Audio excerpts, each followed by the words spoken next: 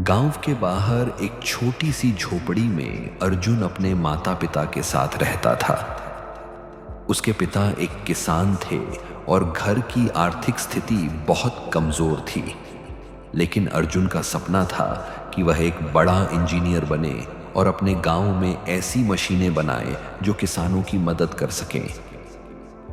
हालांकि गांव में पढ़ाई के अच्छे साधन नहीं थे।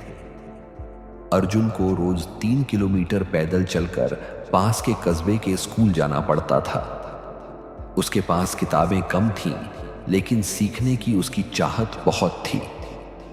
वह टूटे फूटे रेडियो और पुराने पंखों से छोटे छोटे मॉडल बनाता और नई चीजों को समझने की कोशिश करता।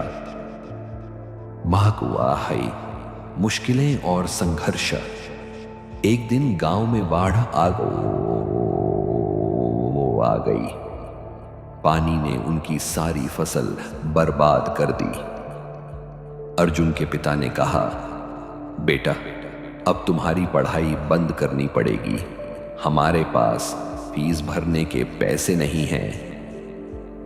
यह सुनकर अर्जुन की आंखों में आंसू आ गए, लेकिन उसने हार नहीं मानी। उसने कस्बे में जाकर छोटे मोटे काम करने शुरू किए।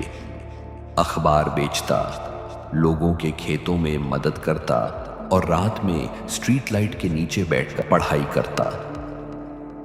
उसका संघर्ष देखकर एक अध्यापक ने उसकी मदद की। उन्होंने अर्जुन को गांव के मेले में आयोजित विज्ञान प्रदर्शनी में भाग लेने के लिए कहा।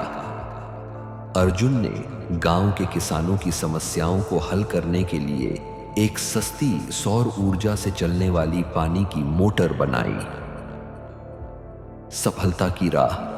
प्रदर्शनी में उसकी मोटर को सभी ने सराहा। एक प्रसिद्ध वैज्ञानिक वहां आए थे। उन्होंने अर्जुन की मेहनत और सोच को पहचान लिया। उन्होंने अर्जुन को स्कॉलरशिप दिलवाई, जिससे वह शहर जाकर पढ़ सका। कई सालों की मेहनत के बाद अर्जुन ने अपनी खुद की कंपनी शुरू की, जो किसानों के लिए सस्ते और टिकाऊ उपकरण बनाती थी। उसके बनाए उपकरणों से गांव के किसान खुशहाल हो गए। जब अर्जुन अपने गांव वापस आया तो उसके माता पिता की आंखों में गर्व और खुशी के आंसू थे। गांव वाले उसे देखकर बोले, तूने साबित कर दिया कि अगर इरादे मजबूत हों तो कोई भी कठिनाई तुम्हें रोक नहीं सकती। सीख।